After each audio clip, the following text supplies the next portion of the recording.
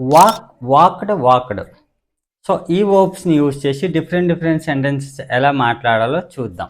So ఇక్కడ walk అంటే meaning ఏంటి? నడవడం కదా. సో నడవడాన్ని యూజ్ చేసి మన డైలీ లైఫ్లో డిఫరెంట్ సెంటెన్సెస్ ఎలా అడగొచ్చో చూద్దాం. నేను నడవాలనుకుంటున్నాను. I want to walk. నేను నిన్న నడిచాను. I walked yesterday. నేను ఇప్పుడు నడుస్తూ ఉన్నాను. I am walking now. నేను రేపు నడుస్తాను. I will walk tomorrow. నేను ప్రతిరోజు నడుస్తాను. I walk daily. మీరిప్పుడు నడవాల్సిన అవసరం లేదు. You don't need to walk. మీరిప్పుడు తప్పకుండా నడవాలి.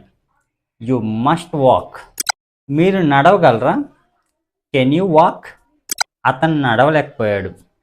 He could not walk. మీరు ఎందుకు నడవలేరు? Why can't you walk? అతను నడవగలిగాడు. Comment in the comment box. So వాక్ని యూజ్ చేసి ఇన్ని రకాలుగా మన డైలీ లైఫ్లో సింపుల్గా మాట్లాడవచ్చు. సో మీకు ఈ టాపిక్ యూస్ఫుల్గా అనిపిస్తే లైక్ చేసి సబ్స్క్రైబ్ చేయండి. Thanks for watching.